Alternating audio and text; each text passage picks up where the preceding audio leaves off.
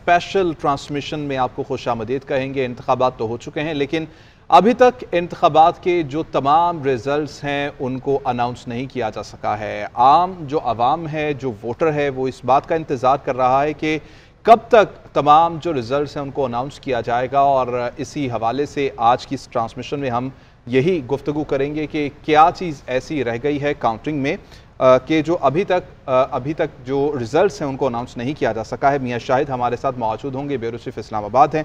राशिद सिद्दीक भी हमारे साथ मौजूद होंगे। सबसे पहले मियां शाहिद, आपकी जानिब आना चाहेंगे, बताइएगा अभी तक भी कुछ सीटें ऐसी हैं कि जिनके ऊपर रिजल्ट्स फाइनल नहीं किए गए हैं इलेक्शन कमीशन की जानिब से, क्या बताया जा रहा है, कब तक रिजल्ट्स आ जाएंगे?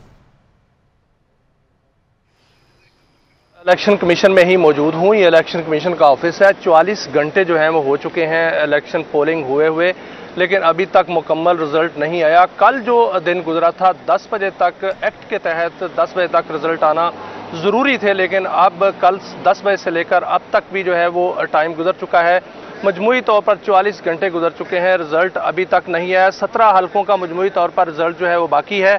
कौमी असम्बली के 265 में से 251 जो हल्के हैं उनका रिजल्ट आया है, जिसके मुताबिक जो आज़ाद अरकान हैं उन्होंने 100 नशिस्तें जो हैं वो जीती हैं, और मुस्लिम लीग नून के 71 जो है नशिस्तें अभी तक जो हैं वो जीती हैं, और पीपी ने पीपल्स पार्टी ने 54 नशिस्तें हासिल की हैं। एमकेएम के 17 हैं। आईपीपी जिसको इस्तेहकाम पाकिस्तान पार्टी कहते हैं 2 नशिस्तें हासिल की हैं, और इसके अलावा जो है वो बलूचिस्तान कौम परस्त पार्टियां जो हैं उन्होंने एक नशिस्त हासिल की है। क्यू लीग की जो है 3 नशिस्तें हैं, JUIP की 2 नशिस्तें हैं, MWMP की 1 नशिस्त है, और मुस्लिम लीग ज़िया की 1 नशिस्त है। अगर हम सूबाई मामला हवाले से देखें तो सूबाई असम्बलियों के 2 जो सूबाई असम्बलियाँ हैं, जिसमें KPK है और जो सिंध असम्बली है, इसके तमाम रिजल्ट जो हैं वो मुकम्मल हो चुके हैं। पंजाब असम्बली का 1 हल्के का रिजल्ट जो है वो रहता है, और बलूचिस्तान के 3 बाकी हैं। और पंजाब असम्बली की बात कर ली जाए तो पंजाब असम्बली में किसी भी पार्टी को जो है वो सादा अक्सरियत नहीं मिली, ना वफाक में सादा अक्सरियत मिली है, लेकिन KPK और सिंध असम्बली में सादा अक्सरियत जो है वो मिल चुकी है, जिसमें पीपल्स पार्टी को सादा अक्सरियत जो है वो सिंध में मिली है, और KPK में आज़ाद अरकान जो है। मजीद अपडेट्स भी आपसे लेते रहेंगे। शायद आपसे ये हम जानना चाहते हैं कि बताइएगा कि इलेक्शन कमीशन के अंदर इंतखाबात को लेकर अब तक कितनी शिकायत रिपोर्ट हुई, किस नौइयत की शिकायत थी और किस तरह से इसको रिजॉल्व किया गया? देखिए, अगर इलेक्शन कमीशन की बात की जाए तो पहले दिन तो इलेक्शन कमीशन ने कहा था कि हमारे पास 25 शिकायत आई हैं, जिनमें से हमने उसको अजाला उसका कर दिया है, और वो मामूली नौइयत की शिकायत थी। फिर सारा दिन कोई शिकायत जो है वो इलेक्शन कमीशन को मौसूल नहीं हुई। कैसे होती? क्योंकि उस दिन इंटरनेट नहीं था, उस दिन ना मोबाइल फ़ोन था। लोगों ने जो है शिकायत जो है मोबाइल फ़ोन पर ही करनी होती है। यहाँ पर जो एक नंबर दिया गया था कि इस पर जो है वो इस नंबर पर अपनी शिकायत दर्ज कराएं, तो वो नंबर तो मिल ही नहीं रहा था, इसलिए उस दिन शिकायत जो आई हैं वो 25 शिकायत ही आई हैं। लेकिन उसके बाद अब जो उज़रदारियों का जो है वो सिलसिला शुरू हो चुका है, तो आपने देखा कि मुल्क भर में इलेक्शन जो है मुख्तलिफ अदालतों में चैलेंज हो चुके हैं। इस्लामाबाद के तीनों जो हल्के हैं NA 46, 47 और 48, तीनों का जो रिजल्ट है वो चैलेंज हो चुका है, और जो हारने वाले उम्मीदवार हैं वो अदालत पहुंच चुके हैं। उन्होंने आके कहा है कि उनके पास फॉर्म 45 मौजूद हैं। अली बुखारी जो हैं वो कल उनकी वीडियो एक नशर हुई थी, उनके पास तो इतना जो बंडल जो है फॉर्म 45 का मौजूद था। उन्होंने कहा कि हमारे पास मौजूद है, हमें और हम लीड से जीत रहे थे, इसलिए हमें जो है वो अचानक हरा दिया गया। इसी तरह शोएब शाहीन जो हैं वो भी अदालत पहुंचे हुए थे, आमिर मुगल जो हैं वो भी अदालत में चैलेंज कर रहे हैं। तो तीनों रिजल्ट जो हैं वो तो चैलेंज हो चुके हैं। अब बहुत से रिजल्ट जो हैं इस तरह चैलेंज हो गए। एक चीज़ जो है वो याद रखने वाली है कि जितने भी उम्मीदवार आज़ाद उम्मीदवार जीते हैं या जिन्होंने चैलेंज किया है, वो उनमें से ज़्यादा तादाद जो है वकला की है, और वकला जो हैं वो कानून को भी जानते हैं, आइन को भी जानते हैं, और इलेक्शन एक्ट को भी जानते हैं, और तमाम प्रोसेस को बेहतरीन अंदाज से जानते होते हैं, और वो उसी अंदाज से जो है वो इसको चैलेंज कर रहे हैं। लेकिन आपने देखा कि गुज़श्ता इलेक्शन जो 2018 में हुआ था, वो जब तक ये गुज़श्ता पार्लियामेंट रही है तो उस वक्त तक जितने भी चैलेंज हुए थे उनका कुछ बना नहीं था। जो गिनती होती है दोबारा गिनती होती है, लेकिन इस वक्त जितने भी बैलेट पेपर्स जो हैं वो आरओज़ के पास हैं। और अगर ये मुबैना तौर पर मैं इसकी बात कर रहा हूं कि अगर कुछ रद्दोबदल हुआ है तो फिर भी तो हो सकता है वहां पर।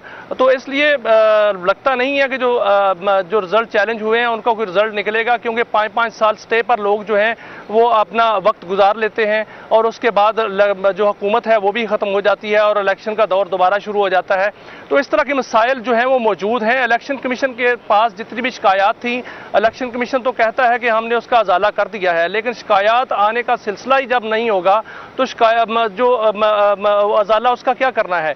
अब जो मामला है वो हुकूमत साजी का है। हुकूमत साजी जो कैसे होगी इस पर जो है वो जमातें सर जोड़े बैठी हैं, लेकिन जो आज़ाद अरकान हैं वो बड़ी अहमियत का इख्तियार कर चुके हैं। क्योंकि अगर पंजाब की बात कर ली जाए तो मुस्लिम लीग नून जो है ये दावा कर रही है कि उनके पास आज़ाद अरकान जो हैं वो राब्ता कर रहे हैं, वो आज़ाद अरकान के साथ सादा अक्सरियत हासिल कर लेंगे। लेकिन इस वक्त मुस्लिम लीग नून की जो पोजीशन है वो 131 सीटें हैं पंजाब में और उनको सादा अक्सरियत के लिए 186 सीटें चाहिए। अगर उनके पास बड़ी तादाद में आज़ाद अरकान आएंगे तो फिर ये 186 बनेगी। वो सादा अक्सरियत से है बिल्कुल दूर है, वहां भी मखलूत हुकूमत ही बनती हुई नजर आ रही है।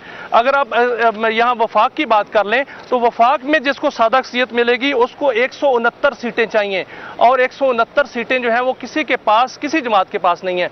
अगर आज़ाद अरकान जो है वो किसी जमात को ज्वाइन कर लेते हैं तो फिर उनको जो है वो हुकूमत साजी का मौका मिल सकता है, लेकिन उनके पास भी सादा अक्सरियत नहीं होगी।